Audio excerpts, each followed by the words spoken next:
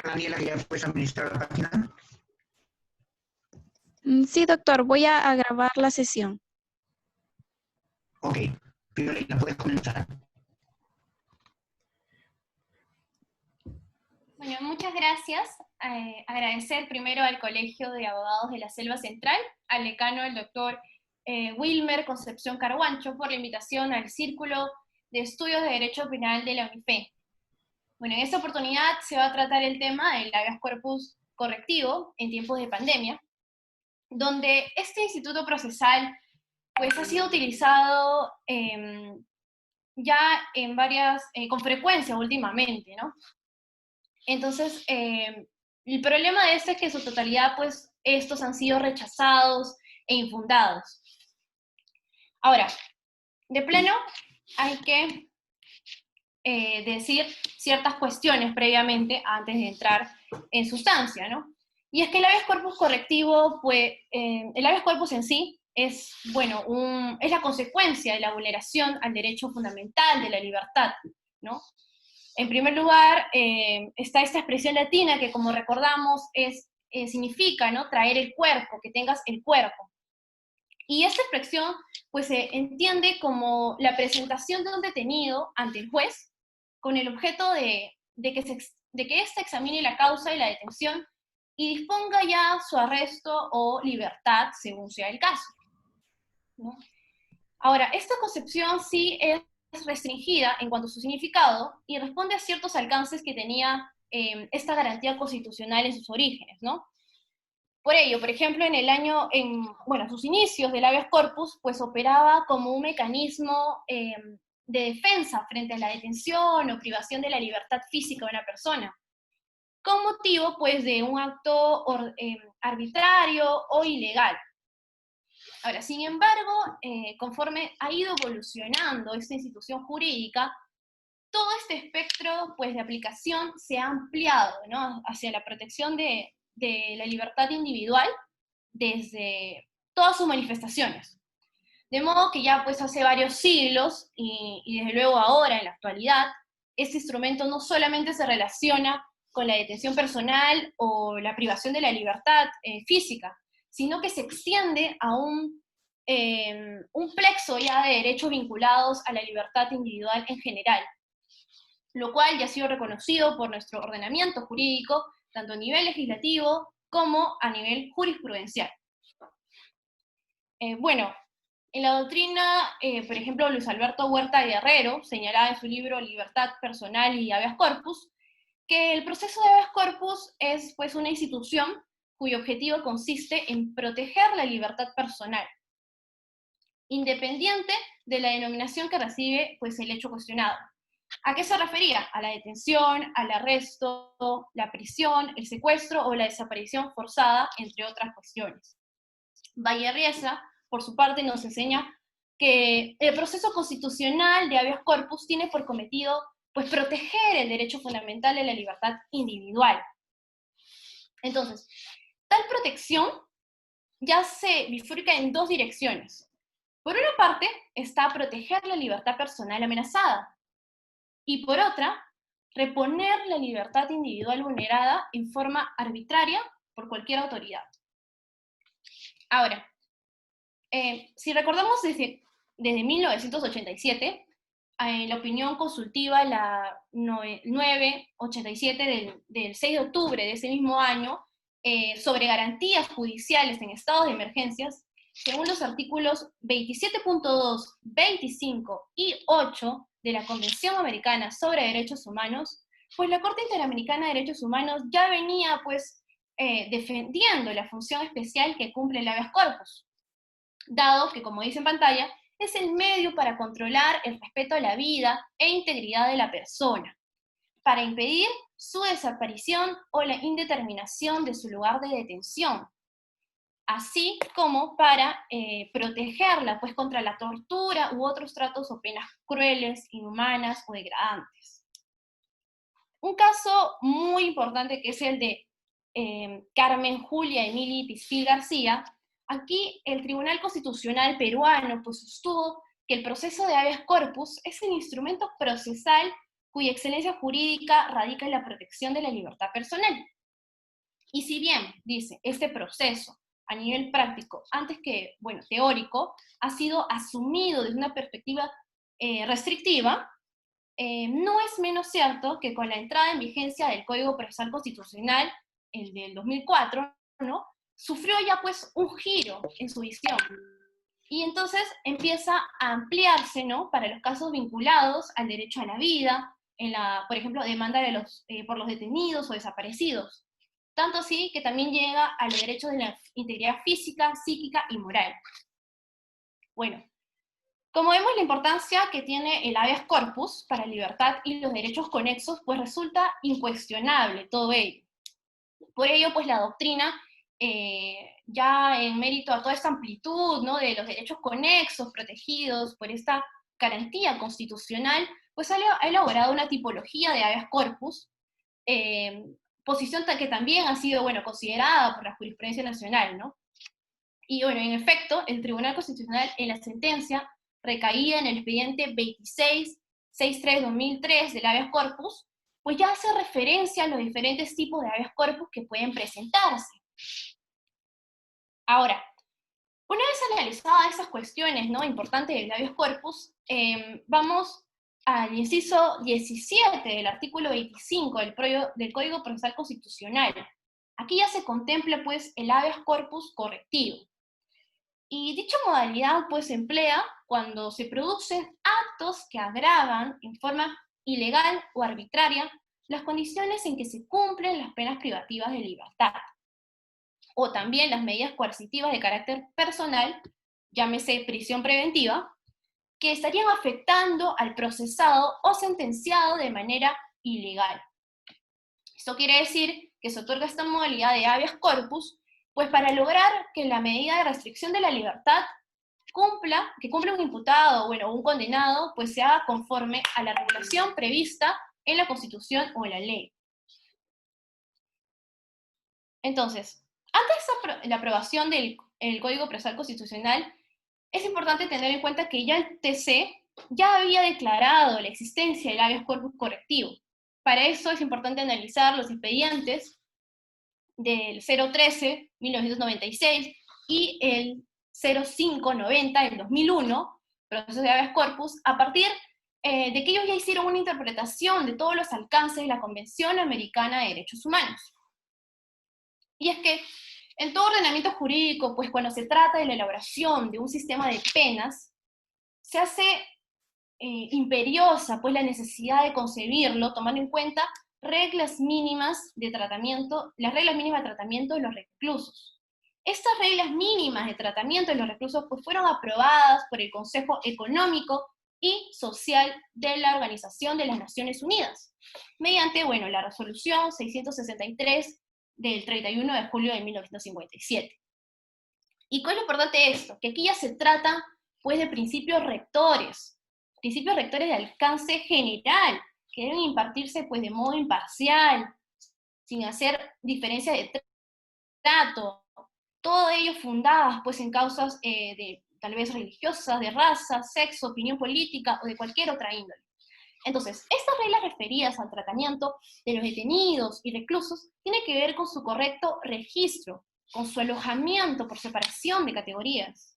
Aquí también se refiere al adecuado estado de los locales y establecimientos, las condiciones de higiene personal, la alimentación, los servicios médicos, el régimen de disciplina, sanciones y medios de coerción, así como también la forma en que deben tener contacto con el mundo exterior.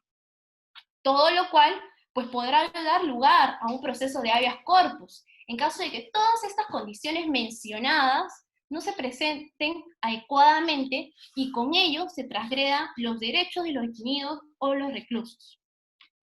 Ahora, con una sentencia sumamente importante en relación a este tema es la número 726-2002, en el caso Alejandro Rodríguez Medrano. Muy brevemente, pues en este caso el Tribunal Constitucional ya señaló que ese tipo de habeas corpus, denominado en la doctrina como correctivo, pues se deriva de la Convención Americana de Derechos Humanos en una interpretación conjunta con los artículos 5.4 y 25.1 de esta. En los primeros, en los artículos 5.4, pues acá se garantiza el derecho a los procesados, que todos los procesados, bueno, estén separados de los condenados, salvo en circunstancias excepcionales y que sean sometidos a un tratamiento adecuado a su condición de personas no condenadas. Mientras que el segundo, el 25.1, el artículo nos señala ya que se garantiza el derecho de contar con un recurso sencillo, rápido y eficaz para la protección de los derechos reconocidos en la Constitución o en la Convención.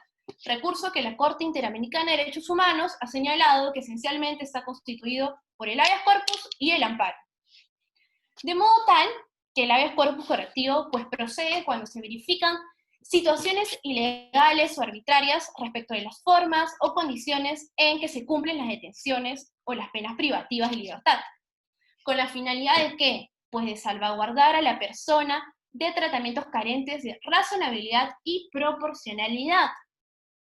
Y es así que el TC pues, ha señalado en esta sentencia que el habeas corpus correctivo procede, ¿no?, cuando se tratan, y cito, de producir actos de agravamiento ilegal o arbitrario, también respecto de las formas o condiciones en que se cumplen las penas privativas de libertad. Por ende, su fin es resguardar a la persona de tratamientos carentes de estos criterios tan importantes como son la razonabilidad y proporcionalidad. Asimismo, bueno, en este expediente, y es importante señalarlo, el colegiado pues señaló que mediante este proceso puede efectuarse un control constitucional de las condiciones en las que se desarrolla la restricción de este ejercicio de la libertad individual, en todos aquellos casos en que, bueno, se haya decretado judicialmente.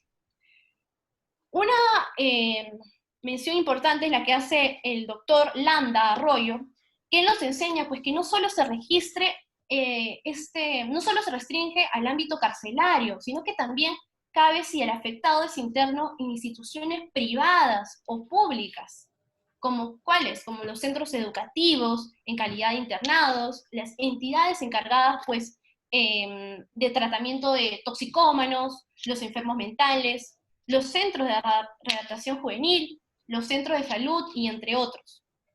Entonces, este tipo de habeas corpus pues busca subsanar, ¿no?, la agravación de las limitaciones legalmente impuestas, y ello quiere decir que no solamente se busca tutelar pues, la libertad individual, sino que tiene por objeto efectuar un control de todas las condiciones en que se lleva a cabo una detención o reclusión ordenada por la ley.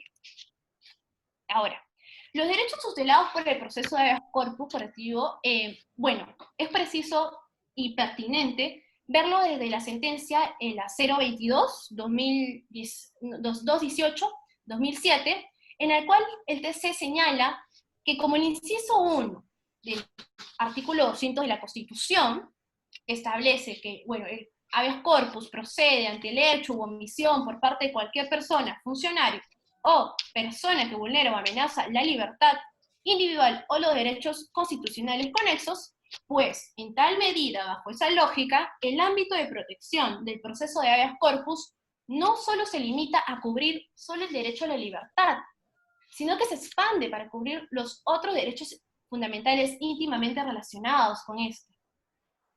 Por ello, en su considerando 4, también, por esta razón, señala el TC que puede considerarse que el proceso de habeas corpus no solo protege la libertad física, propiamente dicha, ¿no?, sino que su ámbito de protección se va a extender también a la libertad de movimiento, a la libertad de tránsito y al derecho a la libertad, a la integridad personal. Y asimismo, su tutela se prolonga ante la amenaza o acto lesivo del derecho a la vida, la integridad física y psicológica o el derecho a la salud de las personas.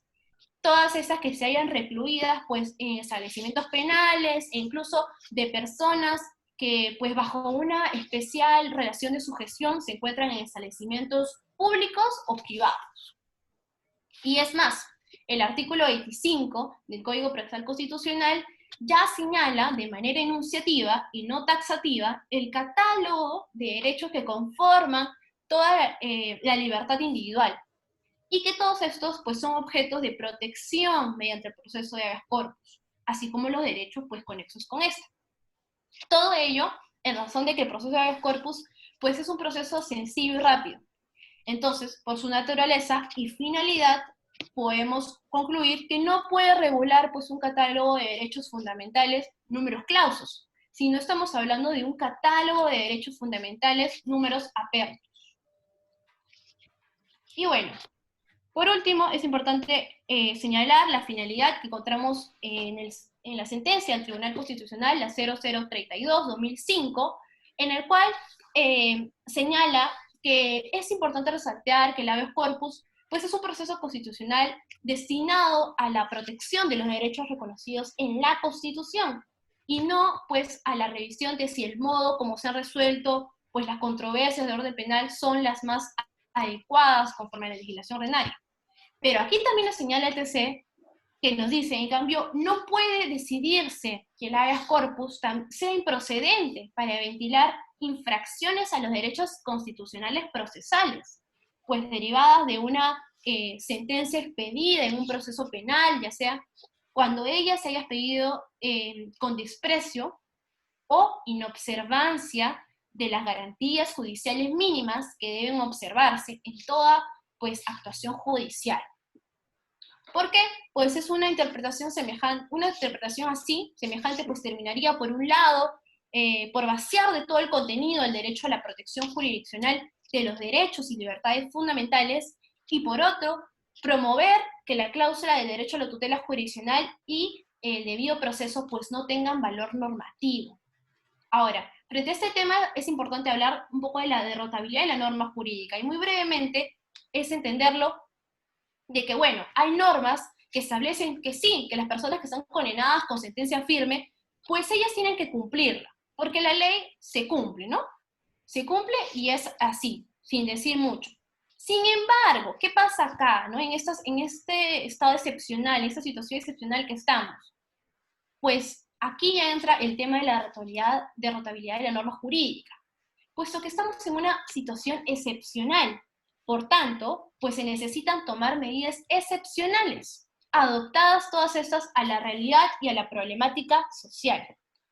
Como Bayón señalaba, ¿no? Se debe predicar la derrotabilidad de las normas jurídicas cuando la situación lo merite. Y es que justamente la derrotabilidad de la norma tiene que ver pues con la configuración abierta de los casos, de modo que lo importante es analizar el problema presente. Eso es todo por mi parte, le doy el pase a mi compañera Clarisa Palomino. Gracias, Fiorella. Bueno, como ya entendimos, esta garantía va a proceder ante la amenaza o acto lesivo del derecho a la vida, la integridad física, psicológica o al derecho a la salud de las personas que se encuentran internadas en estos establecimientos. Siguiendo el orden de ideas, hablaremos del proceso de interposición del habeas corpus correctivo y en qué supuesto se habilita este. Siguiente, por favor. El proceso. La legitimación, es decir, ¿quién tiene la condición de interponer? Bueno, esta garantía constitucional puede ser impuesta por la persona agraviada o cualquier otra que se encuentre a su favor. Ojo, no es necesario que la tercera persona sea su representante. La demanda. La demanda en este caso puede ser expuesta ya sea de forma oral o escrita. En el supuesto de que sea adaptada de forma oral, se puede levantar un acta ante el juez o el secretario que sea a disposición. La única exigencia o función que se tiene es la de dar a conocer la relación de los hechos. La competencia, el encargado de tomar y velar en estos casos es un juez penal. Entonces, esta garantía puede ser interpuesta ante cualquier juez penal en el cual se le constituye la obligación de realizar una investigación sumaria a fin de constatar los hechos. Siguiente, por favor. Ahora hablaremos del trámite. Aquí el juez se constituye en el lugar de los hechos, o también hay otra vía, la cual es citar a quién o quiénes realizaron el accionar para dar a conocer por parte de ellos la explicación o motivo de los actos cometidos. Esto debe ser resuelto en un plano de un día.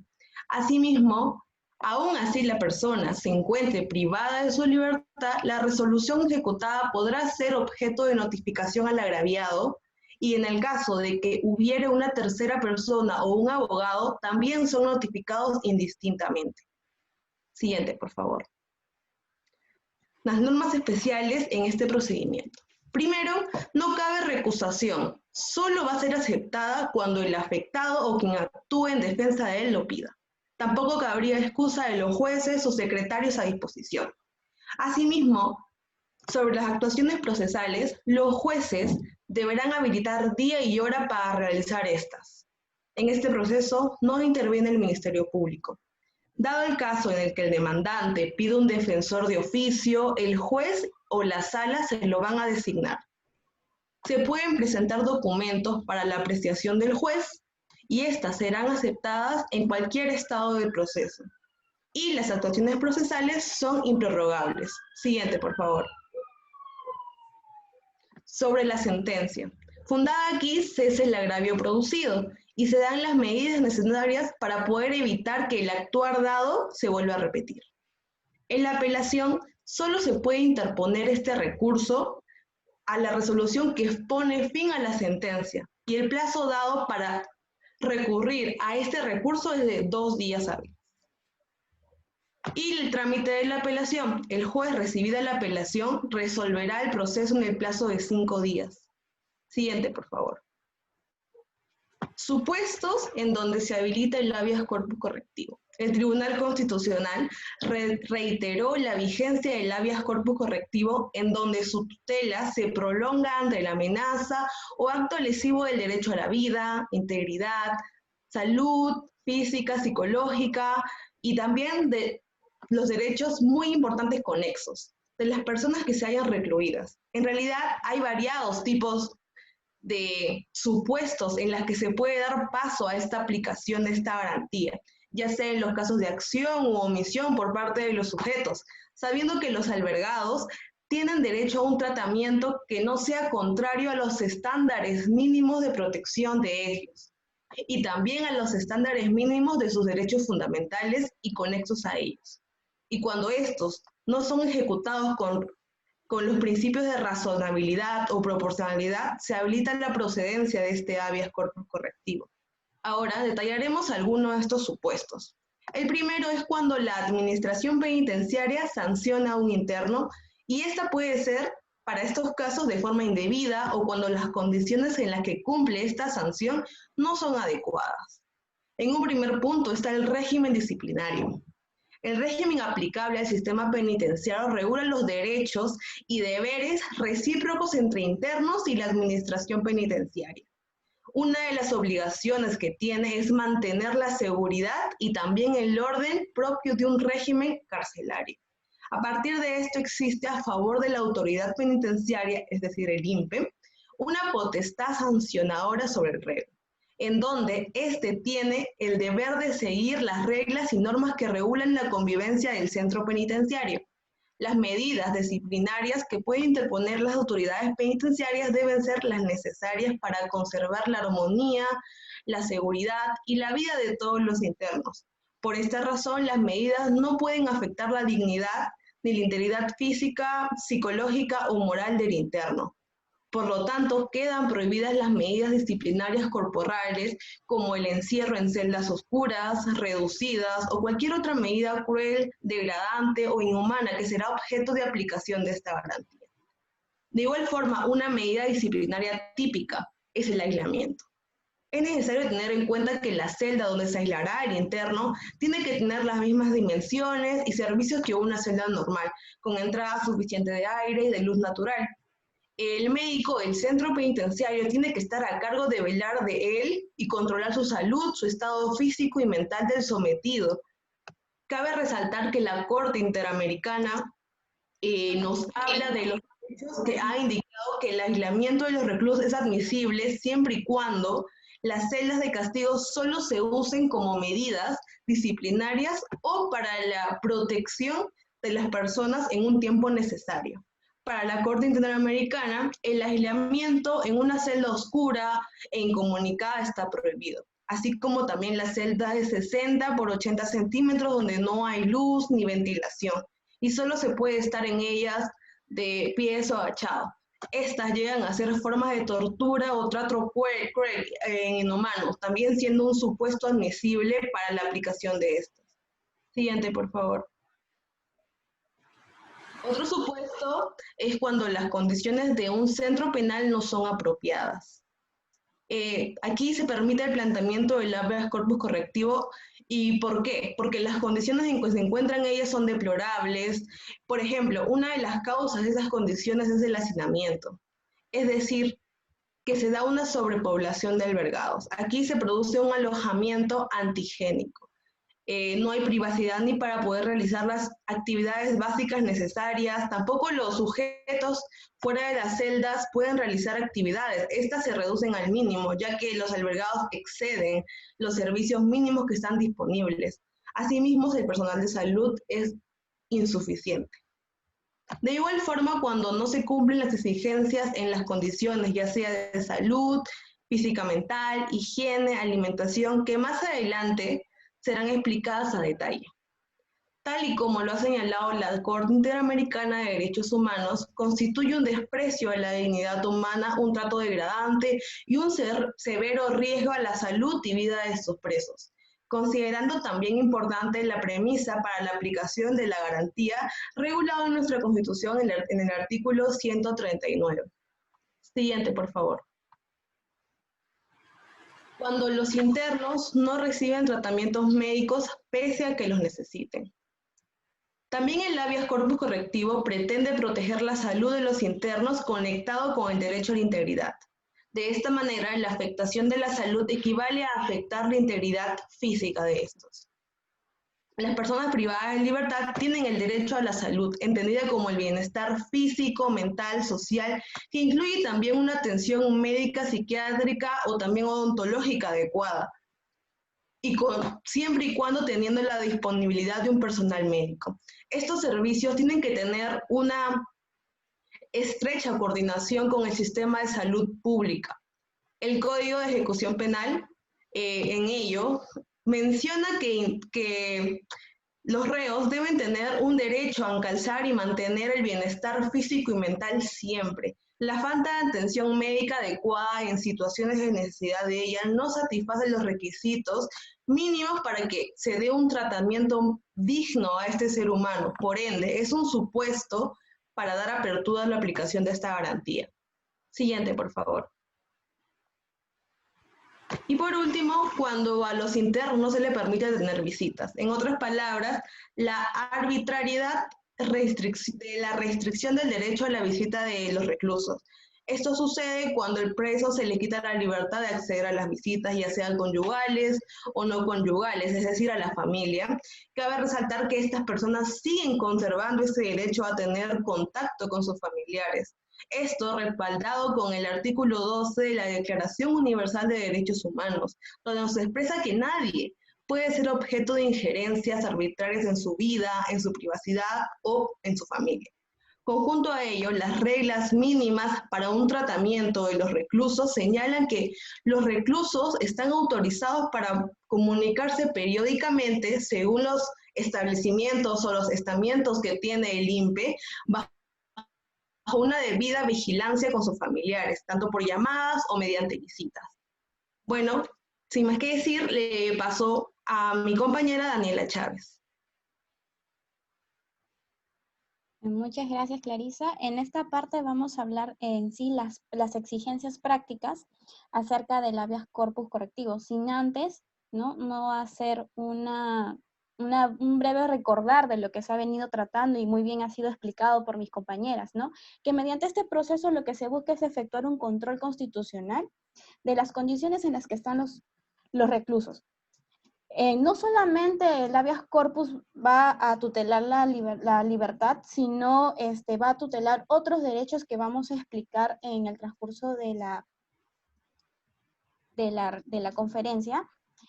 Mientras tanto, siguiente por favor, vamos a hablar, antes de poder señalar la constatación in situ de las condiciones del recluso, que es necesario que el juez vaya al mismo centro penitenciario para poder conocer y determinar las condiciones en las que está el recluso, es necesario conocer cuáles son las condiciones adecuadas que debe tener un recluso. Entonces, para todo ordenamiento jurídico, cuando se trata de elaboración de sistemas de medidas de penas, se hace imperiosa la necesidad de tener en cuenta las reglas mínimas del tratamiento de los reclusos. Estas hacen referencia de que los reclusos tienen que tener un correcto registro, tienen que ser separados de acuerdo a los géneros, de acuerdo a de acuerdo a la medida, por ejemplo, si en el caso fuera una medida preventiva con los condenados, en el caso de menores y adultos, en vista que los menores, como muchos conocemos, tienen un tratamiento especial ante cometer una infracción de la ley penal. Asimismo, tenemos que tener en cuenta que tienen derechos a la higiene personal, a una alimentación, a servicios públicos, a un régimen de disciplina, de sanciones y algunas medidas de coerción. Y también, como muy bien explicó mi compañera, acerca del contacto con el mundo exterior, ya sea la familia o entre otras personas. Entonces, una de las medidas, siguiente por favor. Una de las medidas que debe estar adecuadas para los reclusos va a ser el registro. Donde haya personas detenidas se debe de llevar un registro que indique la identidad, los motivos por el cual fue detenido, la hora, el día, la autoridad competente que lo solicitó. Y siempre hay que tener en cuenta que ninguna persona puede ser admitida en un establecimiento penitenciario sin una orden válida de detención, cuyos detalles deben ser designados previamente en un registro. En el caso de su ingreso y su salida también debe estar totalmente determinado. Ahora, acerca de la separación por categorías, como ya lo venía mencionando, los reclusos deben estar separados por categorías, ¿no? Y deben de ser alojados en diferentes establecimientos penitenciarios, ¿no? Por diferentes secciones. Por ejemplo, hombres y mujeres, como ya lo había mencionado, prisión preventiva con los que están condenados, niños y adultos. En el caso de los locales destinados, pues estas reglas mínimas de tratamiento nos señala que los locales destinados a los reclusos deben de satisfacer las necesidades de higiene, tiene que tener una buena infraestructura respecto a la calefacción, al tamaño de las ventanas, la altura que ésta debe tener, también el alumbrado, la superficie, toda una infraestructura muy detallada que sea lo más adecuadamente posible. Asimismo, siguiente por favor, va a señalar que el higiene personal se les va a exigir mucho a los reclusos y también se les va a otorgar todas las medidas, o sea, todas las posibilidades que ellos tengan para poder cumplir con un buen higiene, tengan agua, artículos de aseo, ¿no? Y puedan cumplir con la salud y la limpieza, ¿no? Que ellos mismos y también entre todos. Con respecto a la alimentación, ¿no? Todo recluso va a recibir de la administración a las horas acostumbradas que tenemos nosotros, una alimentación de calidad que tiene que ser correctamente preparada y servida y tiene que tener un valor nutritivo, lo suficiente como para que esta persona tenga una buena salud. Y también tienen que proveer agua potable cuando éste lo necesite. Respecto al servicio médico, vamos a determinarlo de dos formas. En el caso de las mujeres que están en establecimientos penitenciarios y son madres, no debe de haber un médico obstetra adecuado. En el caso de los niños que estén en el centro penitenciario, debe de haber una guardería especial, tiene que haber una infraestructura especial, una atención médica tanto para la madre, para los niños. Y en referente a los varones, ¿no? Tiene que, en el caso de que, y bueno, y también para las damas, en caso que ellos estén enfermos, tienen que recibir una atención médica pronta, donde el médico tiene que tener la capacidad suficiente para poder atender, que tiene que hacer continuas visitas si es que la persona lo necesita. También debe de haber personal psiquiátrico si es que en el caso de que alguien lo necesitara por alguna enfermedad mental. tiene que haber un diagnóstico acertado y también en el momento adecuado y preciso. Y respecto a las disciplinas y sanciones, pues el orden y la disciplina siempre se van a mantener con firmeza, pero sin imponer más restricciones de las que ya fueron dadas. Siempre hay que mantener la seguridad, la buena organización en la vida común. Un recluso solamente va a poder ser sancionado conforme a las prescripciones de la ley o el reglamento, sin que pueda hacerlo nunca 2 veces por la misma infracción. Ningún recluso estará sancionado sin haber sido informado de la infracción que se le atribuye y sin haberle Deseemos el uso de la palabra, doctor. Gracias.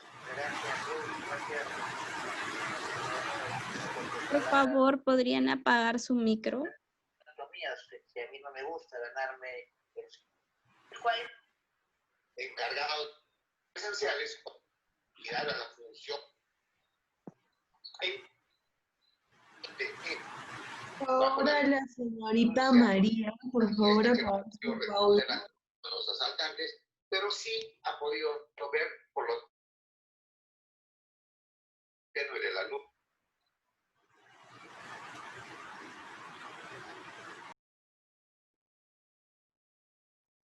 Ok, ahora sí. También respecto a, volviendo a retomar acerca del servicio médico, ningún recluso será sancionado sin haber sido informado de la infracción que se le atribuye y sin que se le haya permitido previamente que tenga una adecuada defensa. Siguiente, por favor. Ahora, luego de haber señalado cuáles son las condiciones mínimas que debe de tener un recluso, ¿no?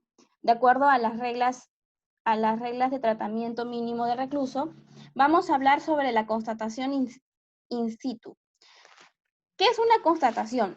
La constatación es la acción y efecto de establecer el estado de una cosa, hecho o de un lugar, consignándolo en un escrito que no tiene más que un valor de un informe, es decir, la comprobación de la veracidad y certeza de un hecho. Y in situ significa en el sitio, en el lugar. Se designa el análisis de una situación exactamente en el lugar y condiciones donde el mismo se desarrolla. Ahora, de acuerdo al Tribunal Constitucional, siguiente por favor, en el expediente 2333 del 2004, se precisan los alcances de esta diligencia judicial de constatación de las condiciones de la reclusión, señalando que esta constatación in situ se impone como regla a todo habeas corpus correctivo. Puede interpretarse como la presencia mera formal del juez en el lugar donde se tiene recluida la persona. Y la sola forma de aludirse, o sea, las partes van a tener la posibilidad, algunas partes que sean demandadas, por ejemplo, puede ser algún representante médico, puede ser alguna autoridad del centro penitenciario, o entre otras, van a poder también dar algún tipo de defensa.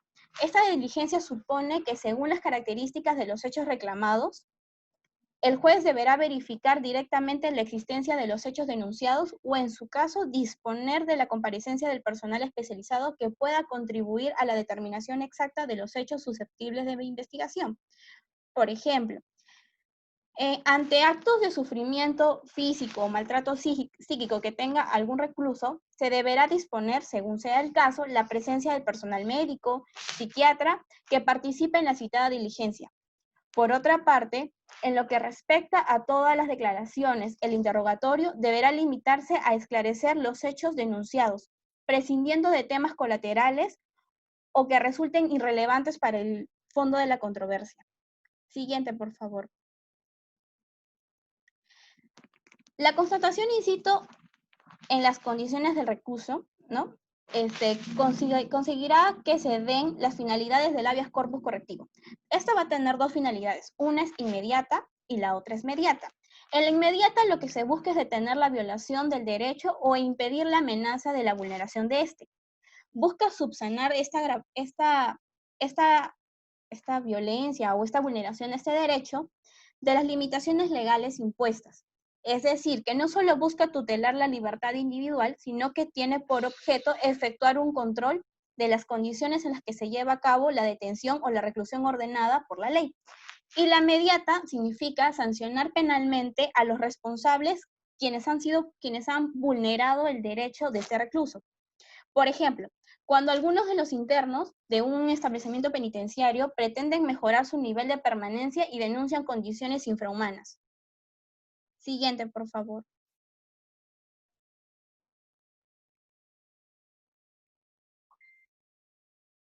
Bueno, acerca de las exigencias del habeas corpus correctivo, ¿no? Exactamente en la constatación in situ, podemos determinar que, aunque la privación de libertad se da como consecuencia de una sentencia condenatoria, no constituye una detención indebida. Es esencial en los supuestos de habeas corpus correctivo que el juez efectúe una investigación en el lugar. Esta investigación es también conocida conocida como una investigación de campo, ya que se realiza en el propio sitio donde se encuentra el recluso y se va a recolectar todos los datos directamente relacionados a las condiciones en las que éste está. Uno de los casos mediáticos en los que se vio eso fue en el caso de Abimael Guzmán. El Tribunal Constitucional había dejado sentado el principio de habeas corpus correctivo, que este dice que opera en todo ámbito, ya que cuando la reclusión se cumple en un establecimiento penitenciario, tanto sea común como militar, el internamiento se debe efectuar bajo las condiciones que nos determinan las reglas mínimas de tratamiento de los reclusos. Y que también nos señala que la diligencia del juez debe tomar declaración tanto de la persona que va a ser beneficiaria del habeas corpus como la autoridad que ha sido emplazada. También nos va a señalar la presencia del juez en el lugar de reclusión. No debe entenderse como algo formal, sino que es su obligación de verificar directamente la realidad de la denuncia. Tiene que corroborar lo que la denuncia señala. En este caso, tiene que disponer del personal especializado que pueda colaborar en determinar exactamente los hechos. Y esto se va a dar en virtud al expediente 726 del 2002 del TC, donde se señala que mediante este medio procesal puede efectuarse el control constitucional de las condiciones en las que se desarrolla la restricción del ejercicio de la libertad, y entre otros, ¿no? Siendo aquellos casos en los que se haya detectado judicialmente. También hace referencia acerca de los interrogatorios, que no pueden ser por temas irrelevantes y que no tengan sentido. Es decir, que el tema no debe de guardar relación con el hecho denunciado. El juzgador tiene que buscar que las partes emplazadas o aquellas personas que van a intervenir tienen que dar información o declaraciones relevantes que ayuden a solucionar la controversia. Y siendo el punto central del tipo de habeas corpus es examinar las condiciones de la reclusión, es necesario tener más en consideración los derechos humanos violados que quién fue quien los violó. O sea, en realidad tenemos que tener más en consideración cuáles fueron los derechos que han sido violentados, que estar tratando de buscar sancionar previo a ello, antes de reparar este daño, quiénes fueron quien lo ocasionó. Siguiente, por favor.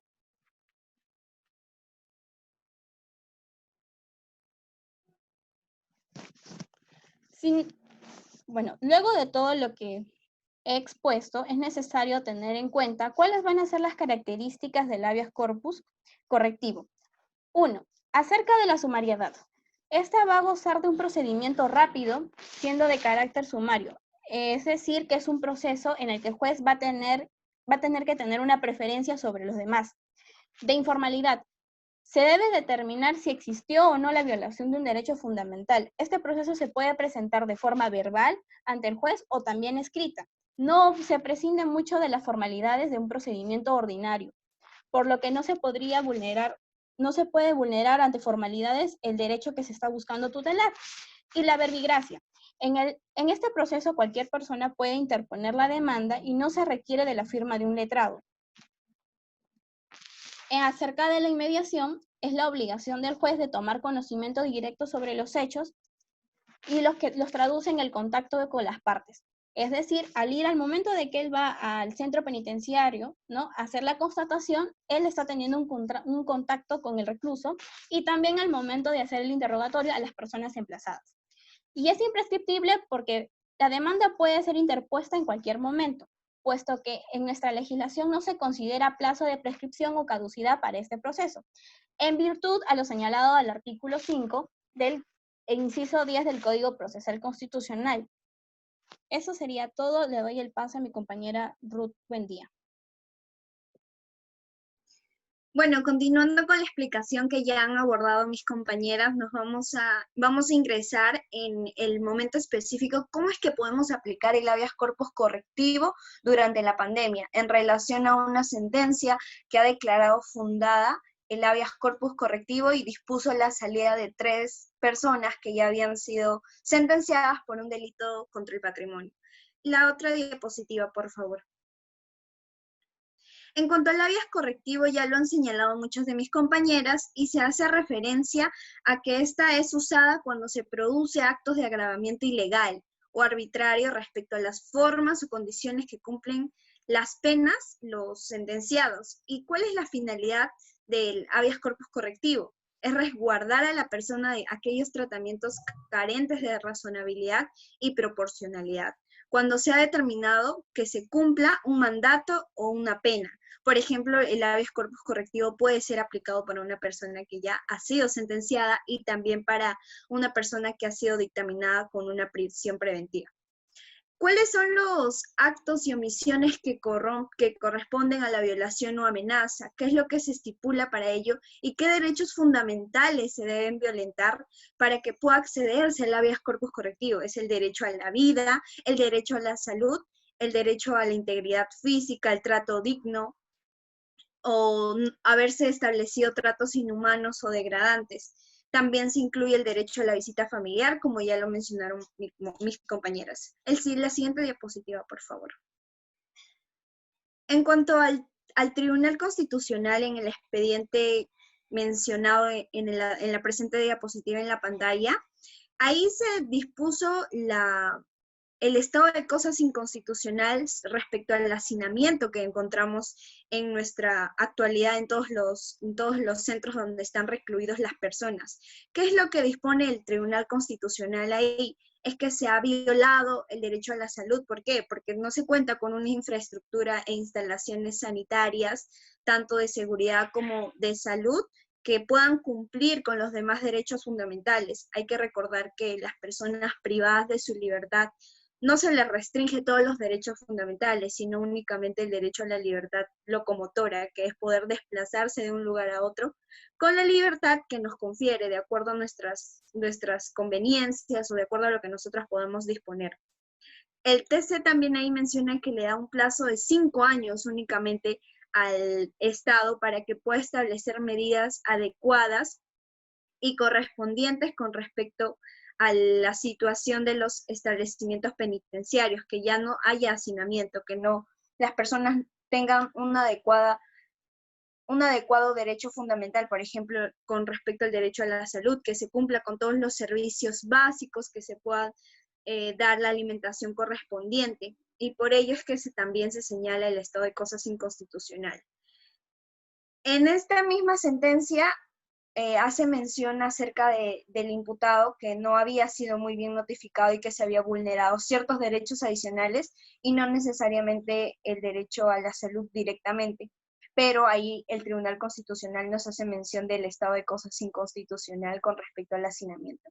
En cuanto al Poder Ejecutivo, encontramos que ya ha establecido el Decreto Legislativo 1325, donde se establece que se declara en emergencia y que se dicten medidas de reestructuración a nivel nacional, y también el Instituto Nacional Penitenciario. Acá lo que nos menciona es que se construyan mucho más centros penitenciarios, que se puedan establecer medidas para que los sentenciados o las personas privadas de su libertad cuenten con todos los derechos fundamentales o gocen de estos derechos, puedan ejercerlo, por ejemplo, la alimentación, que todo el establecimiento penitenciario cuente con las condiciones de infraestructura, como ya lo mencionaron mis compañeras.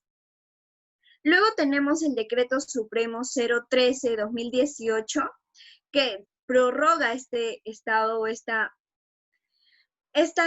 de emergencia que se declara a los centros penitenciarios, prorroga este plazo para que se puedan reestructurar todo el sistema nacional penitenciario y también que el Instituto Nacional Penitenciario pueda implementar otras medidas que nos permita cumplir con los estándares básicos que a nivel internacional se nos pide para que no se vulneren mucho más derechos a las personas privadas de su libertad. La siguiente diapositiva, por favor.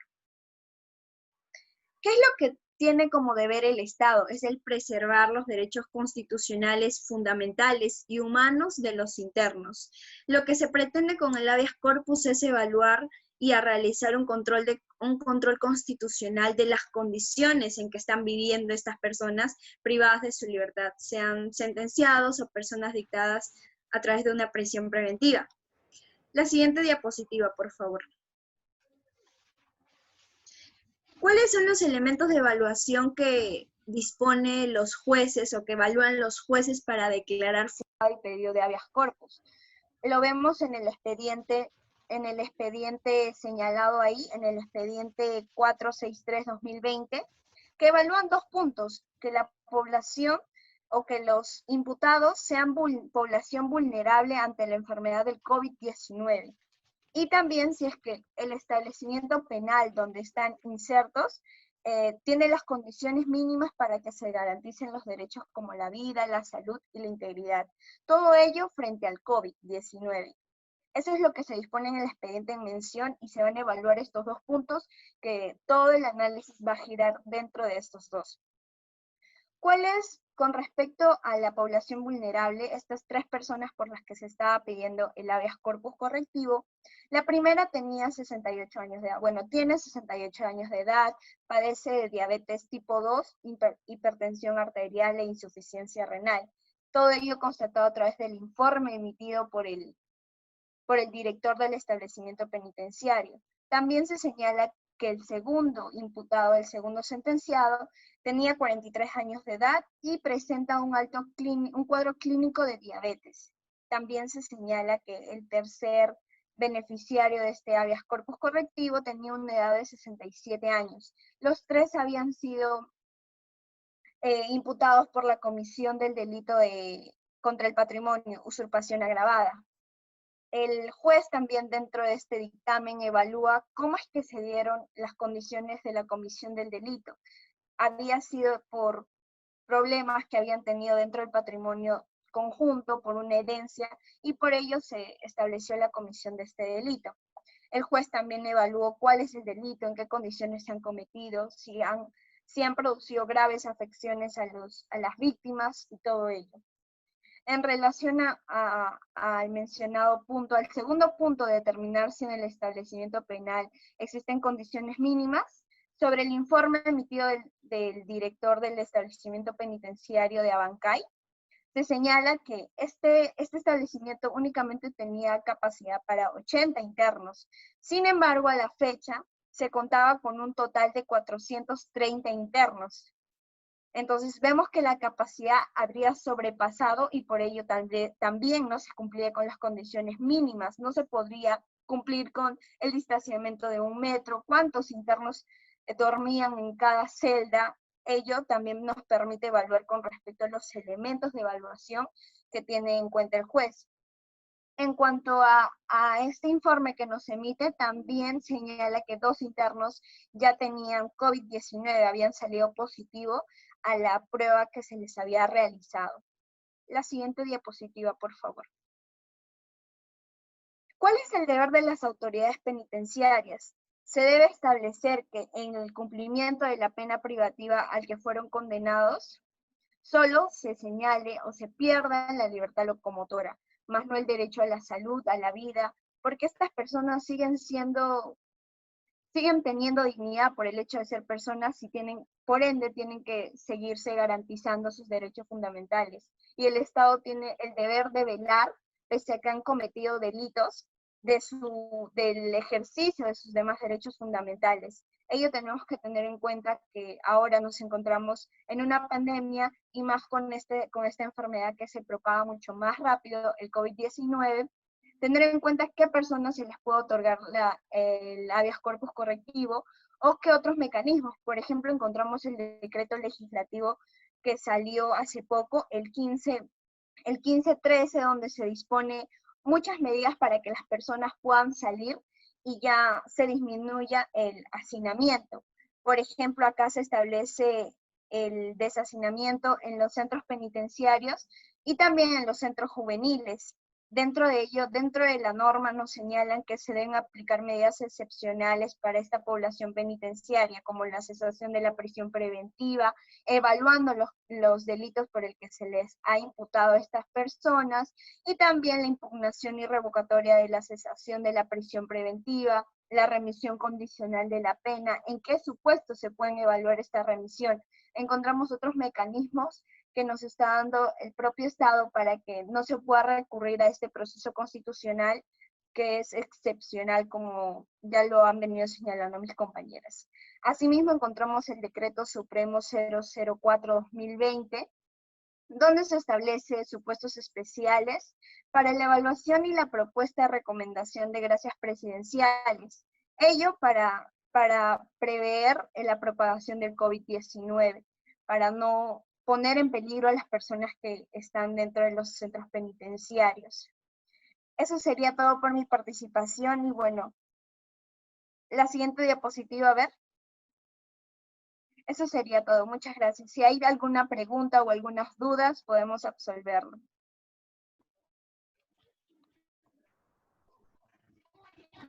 Gracias, gracias Ruth, gracias a todas las chicas. Hay un grupo de preguntas que se han estado pasando, las tengo aquí en respaldo, las he ido consolidando por el chat del Círculo de Estudios, me han hecho llegar algunas preguntas. Si viene alguna más, la voy a leer, ustedes verán quién contesta. A ver, acá tengo algunas preguntas y yo les voy a ir leyendo y ustedes las van a ir contestando. Si hubiera alguna pregunta de las personas asistentes a la conferencia por el chat, no hay ningún problema, me las pasan. Tengo 4 preguntas que me han hecho llegar por la página de la universidad. La primera es, a ver, cualquiera lo puede contestar. Pregunta una alumna, ¿el recurso de habeas corpus podría presentarse contra una sentencia condenatoria que se esté cumpliendo en el penal?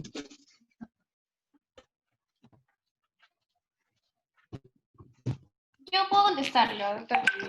Sí, bueno, claro, si es de su interés, podrían revisarse la sentencia, la número del Tribunal Constitucional, la 590-2001, y también la 2663-2003, de proceso de habeas corpus. Aquí ya, en estas dos sentencias, pues se establece, ¿no?, que es posible el control constitucional respecto, pues, a las condiciones en las que una persona, pues, cumple su condena, ¿no? Y en el tema que nos convoca, pues, ante un acto u omisión que afecte o comporte una amenaza, pues, a los derechos a la vida, a la salud, integridad, al trato digno, y a no ser objeto, pues, de tratos inhumanos o degradantes, ¿no? Y estos últimos tratos indignos, inhumanos y degradantes, lo pueden encontrar en la sentencia, pues, del Tribunal Constitucional, la 1429, ¿no?, del 2002, que aquí ya señalaba muy bien estas cuestiones.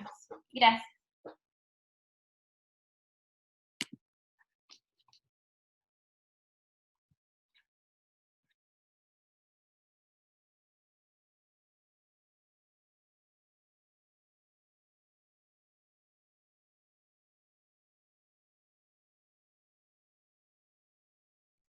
Doctor, su audio está apagado.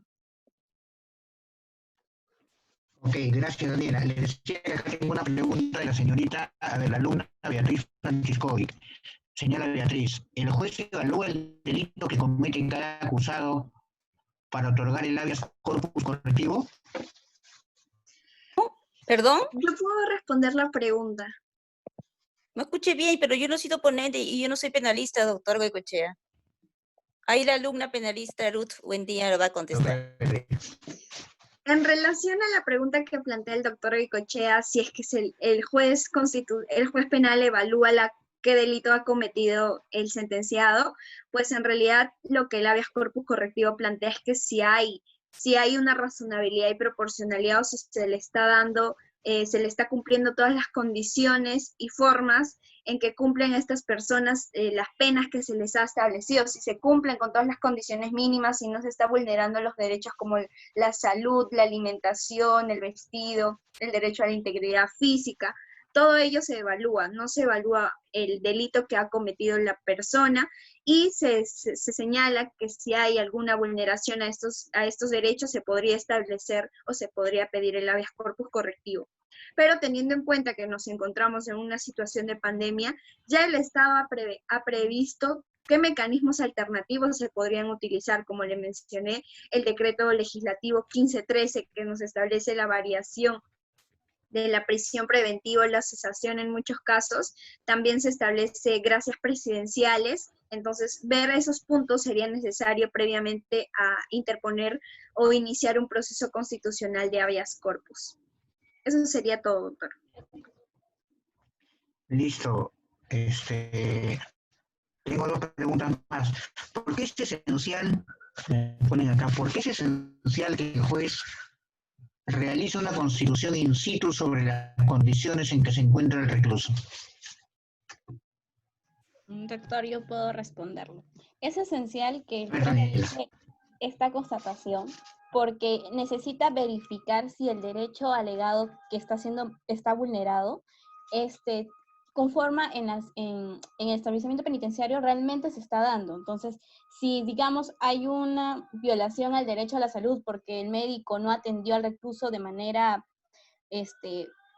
previa o de manera adecuada, entonces lo que va a pasar es que el juez tiene que ir, ¿no?, a ese mismo centro penitenciario y supervisar si es que el médico está cumpliendo sus funciones, en qué estado se encuentra el recluso, y la finalidad en sí de esto va a ser dos cosas. Uno, tratar de proteger este derecho y reparar los daños, que es la finalidad inmediata, y la finalidad mediata va a ser que va a castigar o va a responsabilizar a aquellas personas o aquellas autoridades que han infringido en estos derechos que son fundamentales para los reclusos. Si bien es cierto, ellos están recluidos en un centro penitenciario, no significa que sus otros derechos, tanto a la salud, a la alimentación, a estar en un lugar adecuado, significa que también deban ser vulnerados, más que solo se les ha restringido su derecho a la libertad.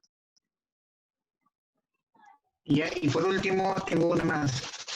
No sé, cualquiera de las chicas que desee contestarla. ¿Qué personas pueden interponer la demanda de habeas corpus correctivo? ¿Quién la puede interponer? Doctor, yo le puedo responder.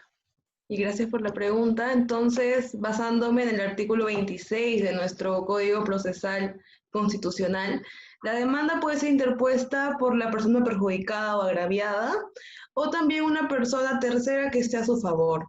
Algo importante que se tiene que resaltar, que esa persona que esté a su favor no necesariamente tiene que ser su representante. Y no es un elemento constitutivo. Y de igual forma, el defensor del pueblo también tiene legitimación en este caso para poder efectuar una demanda. Esto sería todo, doctor. Gracias. Gracias, chicas. Si hubiera alguna pregunta por el chat. Pregunta Angélica Villegas por el chat. ¿Tiene vacíos en el Perú la aplicación del habeas corpus correctivo?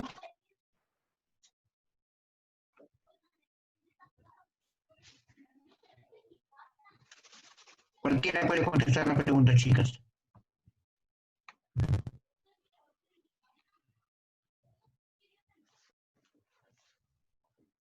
Doctor, disculpe, le escuché un poco entrecortado. ¿Podría volver a repetirme la pregunta, por favor?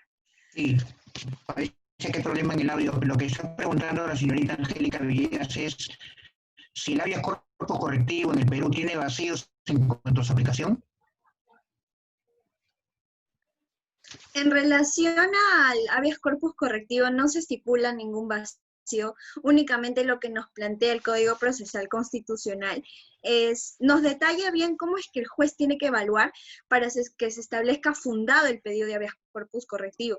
En realidad, del habeas corpus en general y en el artículo 39 del Código Procesal Constitucional, nos señalan que si es que hay un acto vulneratorio directamente a los derechos relacionados a la libertad, a la vida, a la salud, y teniendo en cuenta que las condiciones de la persona que ha sido sentenciada o que se les ha dictado una prisión preventiva no están adecuadas y vulnera estos derechos, entonces se podría declarar fundado el pedido. Y también se señala que, como lo mencioné ahora, durante el COVID encontramos otras medidas alternativas para que se pueda variar esta prisión y se puedan salir las personas si es que son vulnerables frente a esta enfermedad, y que les pueda llevar incluso a la muerte. También dentro de nuestro Código Procesal Constitucional se detalla qué mecanismos para la apelación, cuál es el trámite que se debe seguir en cuanto al habeas corpus, exclusivamente al habeas corpus correctivo, y también nos señala qué derechos protege. Entonces,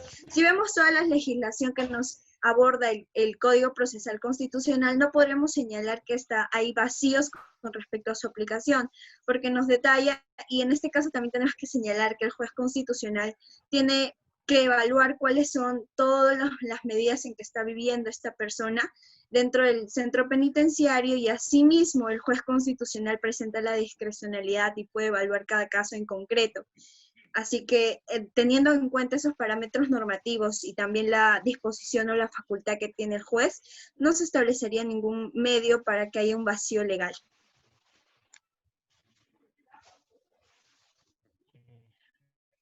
Eso sería todo por respuesta, doctor.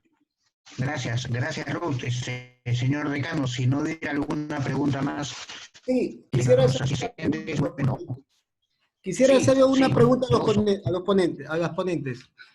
A ver, en un proceso de habeas corpus correctivo, ¿se puede buscar la variación de su mandato de detención por sentencia? Porque tiene sentencia, los sentenciados. ¿Se puede variar a esta persona para que pueda cumplir como arresto, como una especie de arresto domiciliario sentenciado, aquellos que se encuentran con posibilidad que hayan tenido el COVID en la penitenciaría? Esto es, que si se puede presentar este proceso de habeas corpus aplicando la resolución número 1 del 2020 de la Comisión Interamericana de los Derechos Humanos, creo que está en uno de sus numerales, en sus literales. ¿Existe la forma de que me pueda admitir el juez penal que se convierte en juez constitucional esta demanda? Y la otra sería, si el juez me rechaza esta demanda, porque son demandas, si me rechaza esta demanda, ¿podría verse la forma para poder formular una apelación? ¿Y ante quién me estaría respondiendo para que pueda irse derechito al Tribunal Constitucional? ¿Me entendieron la pregunta?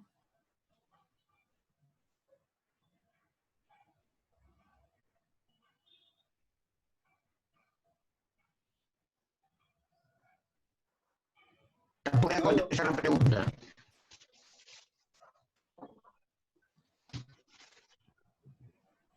¿Sí? Sí.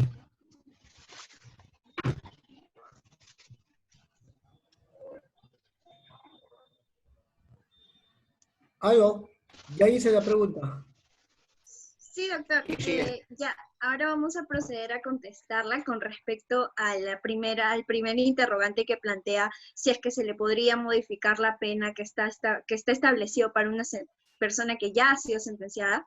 En relación al habeas corpus correctivo, si es que se evalúan que hay condiciones que están vulnerando estos derechos fundamentales a la libertad, a la salud, a la integridad, podría interponerse, y en esos casos se tendría que evaluar cada caso en especial. Y también encontramos el decreto Supremo que establece, perdón, el decreto legislativo 1513 en condiciones de pandemia nos establece que se podría dar una cesación de la prisión preventiva, pero en este caso para una persona que ya ha sido condenada a la remisión condicional de la pena.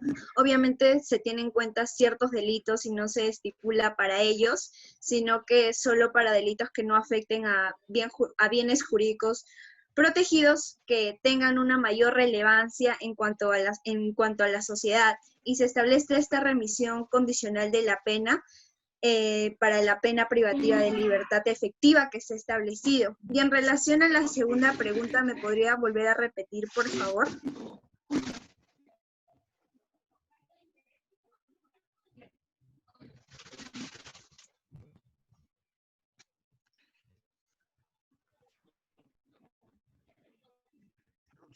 Disculpe, si hay otra pregunta, o ya la contesté todo, porque igual para las personas que ya han sido sentenciadas, como lo explico, se podría establecer la remisión condicional de la pena en relación a que nos encontramos en pandemia y en la propagación del COVID-19. Y en cuanto a la apelación, ya me recordé, era una pregunta relacionada a la apelación, se pasa al juez penal superior y se establece un plazo determinado también para señalar esta apelación, para interponer el recurso de apelación. Y esa es la respuesta a la pregunta que se ha planteado.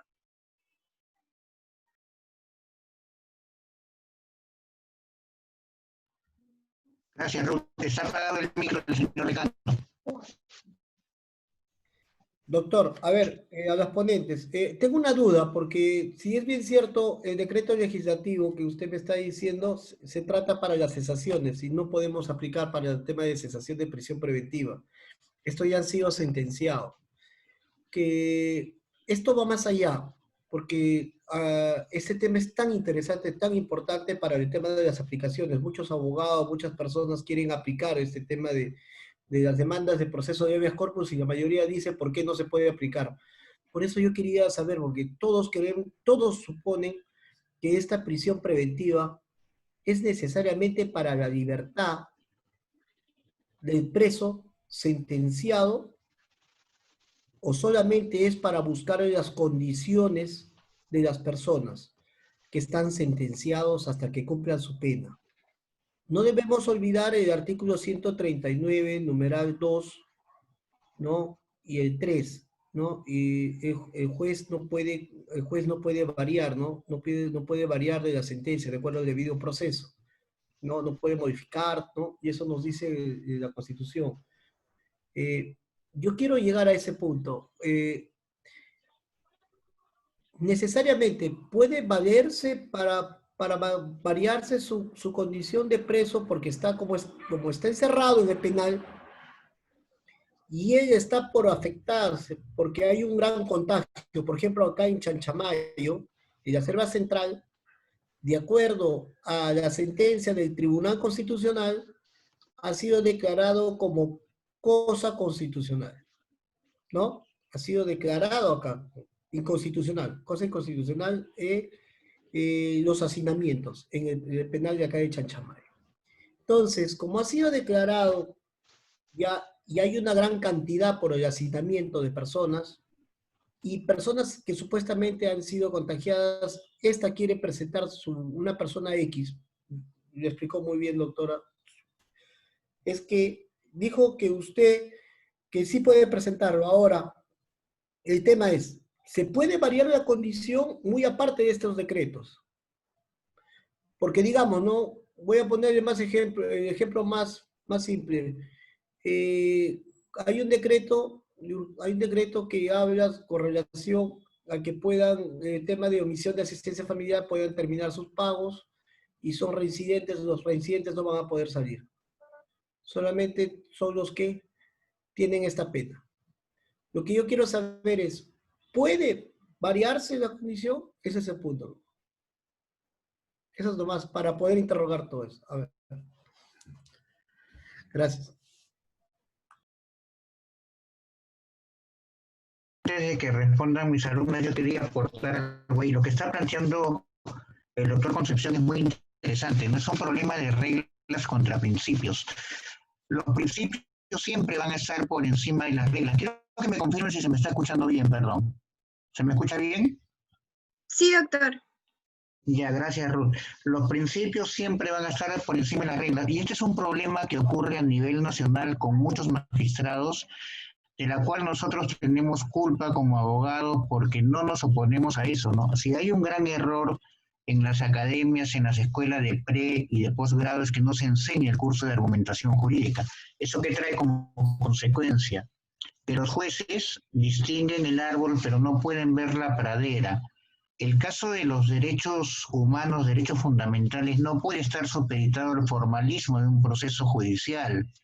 Partiendo por ese punto, en la mañana, y me salgo un poco la pregunta para regresar, estuvimos analizando con mis alumnas en el consultorio jurídico una sentencia de bullying, donde el juez declara improcedente el pedido de nulidad, de una nulidad por triple identidad, porque le dice al litigante, ¿sabes qué? Tú me lo has debido plantear como excepción, no como nulidad. Claro, procesalmente el juez lo que está haciendo es correcto, está declarando improcedente la nulidad porque la forma correcta de enfocarla en el proceso es la excepción. Pero vamos más allá de eso, hombre. A ver, ¿qué es lo que va a pasar? Con esa se van a dar dos procedimientos distintos en dos juzgados sobre la misma cosa. Ya sea que la persona tenga dos sentencias favorables o que en un caso de bullying le den en un expediente la razón a la mamá o en otro al papá. Partiendo del hecho que sean dos sentencias similares, ya se estaría generando indefensión. Peor aún si se dan dos. De derechos. Las reglas siempre van a tener ventaja sobre los principios, porque imagínense, un mundo sin reglas sería prácticamente la ley de más fuerte. Estaríamos de nuevo en la época de las cavernas, en la época de la autocomposición sobre la heterocomposición. Cada expediente debe ser entendido. Ahora ya no hablamos de carga de la prueba, hablamos de prueba dinámica, que manejamos conceptos sobre el repensamiento de la prueba, ¿no? Cuando la prueba colisiona con derechos fundamentales. Vivimos en una época de pandemia que ha cambiado todo el escenario.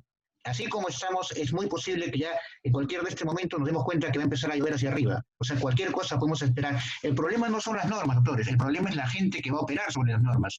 El problema son los jueces, los fiscales como Feni. Yo una vez dijo Palma, normas tenemos y de sobra. El problema va a ser el agente que opera sobre las normas. Yo pienso que si se hace una ponderación, no perdiendo de vista, ojo, que el habeas corpus es un recurso que no requiere formalidad, no necesita ni firma de abogado, se puede plantear 369 veces y el mundo sigue andando como cantaba Gardel. O sea, es un tema ya de decisión de los jueces. Los jueces tienen que dejar de ser tan positivistas porque muchas veces lo que dice el derecho no es lo correcto. Y los jueces tienen que buscar, más que lo que señala el derecho, la justicia, ¿no? Y utilizar al derecho como un puente para llegar a la justicia. Yo creo que esto es un tema que también me preocupa porque la pregunta del decano da para mucho. Porque otra de las figuras que se presenta es de que los jueces son muy subjetivos en su valoración, ¿no? Vamos a poner de repente el ejemplo de un juez que determina de una manera y otro de otro. Este Código Procesal Penal, porque hay una imbricación entre el derecho penal y el derecho constitucional, se ha resuelto muchas veces a punta de, no diría de cabezazos y patadas, sino a punta de plenarios, lo cual ya es preocupante, porque eso, por un lado, trata de unificar criterios donde de repente el sentido común, que es el más común y muchas veces el menos común por la forma en que resuelven los jueces, obliga esto, porque esto es atentar directamente contra los conceptos, más allá de la proporcionalidad y la razonabilidad, que no son por vida, lo puso por escrito en el año 1764 el Marqués César de Beccaria en su obra sobre los delitos y las penas. Estamos atentando contra dos elementos esenciales del derecho procesal, la proporcionalidad y la razonabilidad, donde esto trae como consecuencia, pues, que se esté afectando al debido proceso en todas sus vertientes. Por un lado, la predictibilidad de las resoluciones judiciales y por otro, la seguridad jurídica. Yo creo que la respuesta, me he permitido contestarla, tiene que ver más con un tema de principios que de reglas. Acordémonos siempre que la regla no puede estar por encima de un derecho fundamental, sobre todo el de la libertad. Algunos dirán que es la salud, pero yo considero que después de la vida y la libertad es el derecho fundamental más importante. No sé si con eso he contestado a su pregunta. Muy bien, felicitarle, doctor, a todos los ponentes. y a usted también por ser el director del Círculo de Estudio de Derecho Penal. No sé si va a continuar. Le dejo para las preguntas que vaya a continuar. Sí, sí, hay 4 preguntas, incluso me he dado cuenta y le he fastidiado porque está mi amiga Beatriz Francisco y en la sala tengo hasta profesores de la universidad que se han colgado de esta señal. No sé si algún agremiado, algún colegiado de la Selva Central tendrá alguna pregunta para que mis alumnas la puedan contestar. Si es así por el chat, puede liberar su micro.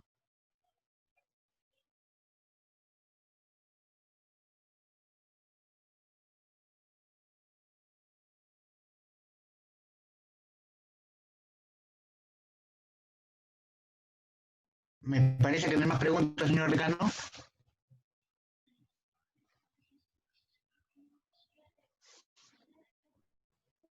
Ya no hay más preguntas, ¿no, doctor Julio? A ver, yo por el chat no tengo ninguna más. Un segundo, perdón. Ya, listo. No tengo ninguna más. Bueno, a nombre de la Facultad de Derecho, a nombre de la rectora, la madre Carmela Alarcón, a nombre del decano, el doctor Mario Romero Antola, a nombre mío como director del Círculo de Estudios y a nombre de mis alumnas, extenderles el agradecimiento, bueno, en principio al Colegio de Abogados de la Selva Central, representado por su persona, a los colegas que se han colgado esta señal. Entiendo que esto va a quedar perennizado en un video. Nosotros lo hemos estado compartiendo por redes sociales de la universidad. El agradecimiento sincero por esta oportunidad, no tanto para mí, no, o sea, esto se hace para que las chicas puedan compartir sus conocimientos, lo que ellas aprenden en la universidad. Y la verdad, no quiero felicitarlas a ellas porque después se les va a trepar el ego. Y ellas saben, cuando yo hablo con ellas personalmente, les digo cuándo están bien y cuándo están mal. Pero nada, un agradecimiento sincero, reiterarle mis respetos al decano, a todos los colegas que se encuentran en este momento conectados. Decano, ya saben, me está viendo esas bebidas espirituosas que tienen ustedes allá. Espero que lleguen más tarde, más temprano que tarde a Lima. Pero nada, acá siempre un amigo y para cualquier evento académico estamos a las órdenes. Muchísimas gracias, que Dios me los bendiga y no sé, para lo que gusten. Quiero enviar unas palabras nomás, doctor Julio, para poder cerrar y ustedes lo pueden ya terminar. Más bien, a nombre de la Junta Directiva, saludo a las ponentes Fiorella Valdivia, Lidia Palomino, Daniela Chávez y Ruth. Buen día. Darles todas estas felicitaciones de acá de parte de la Selva Central, la Junta Directiva y mi persona, como decano del Colegio de Abogados de Selva Central, y también al doctor Julio Goicoechea, director del Círculo de Estudio de Derecho Penal de la Universidad UNIFE. Le brindamos un gran saludo y felicitaciones por la dedicación que están realizando en emprendimiento de este tipo de exposición virtual de derecho constitucional. Esperamos que más adelante tengamos más participación por parte de ustedes, lo están haciendo muy bien. De ello viene la calidad de poder perfeccionarse. Todos necesitamos la perfección. Nadie es perfecto. Necesitamos perfeccionarnos o llegar al límite casi de la perfección. Es bien cierto lo que dice el doctor. Una de ellas es con relación y todos también los que están escuchando, los abogados incorporados y los que están ahí parte de la Junta Directiva y público en general, debemos entender que no es que se les deba subir a ustedes el ego, y uno de ellos, ese ego, o como nosotros conocemos, que tenemos, que son uno parte, similitud a uno de los pecados capitales, de los 7 pecados capitales, es que necesariamente nos tenemos que preparar. Y para esto es la constancia, la preparación, el día a día. Me pareció muy interesante, si yo leí las sentencias del Tribunal Constitucional, he leído anteriormente, me pareció interesante. Me pareció interesante la forma, el dinamismo de que cómo ustedes lo han representado este proceso de demanda de habeas corpus, bien concentrado. Y quisiera decirles a todos ustedes que queremos también tener para otras fechas para ver en este círculo, para esta presentación, doctor Julio Goicoechea, y también a los ponentes. Ha realizado una muy buena participación, los éxitos adelante, sigan adelante, y también doctor Julio Goicoechea, siga adelante, doctor, muy bien, se ve que tiene buen preparador, muy buen director, y queremos más profesionales acá en el Perú para poder ver estos tipos de casos. Este caso de correlación al proceso de demandas de habeas corpus correctivo es muy difícil la presentación y la aplicación de un juez, muy difícil. Y en ello es porque también parte de una constitución no nos permite, también en ello es el tema de los cambios. Hay muchas que sean, la mayoría que dicen, no, quisiera yo tocar esta parte última. La mayoría de una demanda de habeas corpus correctivo lo formulan contra el señor del INPE, de una penitenciaría. Pero el que te va a cambiar la condición del sistema es que necesariamente tenga que verse entre el juez. Entonces, ¿quiénes van a ser los demandados? ¿El juez que estaba ahí como demandado o la parte del INPE? No lo estoy preguntando, sino que en esto siempre va en que la mayoría dicen que hacer una demanda de habeas corpus como que se puede presentar cualquier persona, pero es necesario tener la presencia de un abogado para que pueda formular esta demanda, aunque parezca simple, y no es nada simple. Gracias más bien, doctor Julio Goicoechea, y darle un gran saludo a todos sus ponentes, las señoritas 4 ponentes, y a su bella persona también, señor Julio, por haberse dado el tiempo. Gracias. Nosotros estamos para darle todo el tiempo del mundo con relación a que necesitamos más partes investigadores, más personas que estén investigando sobre los procesos de los temas que se están viendo día a día. Gracias. Y el Colegio de Abogados y la Junta Directiva les da un gran saludo y por lo tanto vamos a ver con relación al tema del reconocimiento por interno. Gracias. Buen día. Sí, Wilmer, solamente agregar una cosa, ¿no?, que está quedando en el tintero. Y un error que para mí es bien difícil. Yo te digo, esto te lo comento, nosotros ya nos conocemos, hemos compartido actividades académicas, pero hay algo que sí me preocupa en el tema de los habeas corpus. El juez natural para conocer un habeas corpus es el juez penal. Y muchas veces los habeas corpus se plantean contra resoluciones de los miembros de sala. Entonces es prácticamente, nosotros sabemos los abogados que el Poder Judicial, tanto como el Ministerio Público, se maneja por una estructura vertical, ¿no? Es saber como que le digas en la policía al coronel que procesa a un general. Obviamente, pues, ahí, partiendo de eso ya estamos mal. Yo pienso que hay muchas cosas que corregir en el Poder Judicial, en el Ministerio Público, porque lo que siempre le digo a estas niñas es, nosotros les enseñamos a ellas en la universidad el deber ser, ¿no? Qué lindo es el derecho, cómo debería ser el derecho, como si todas ellas se llamaran a vivir en el país de maravillas.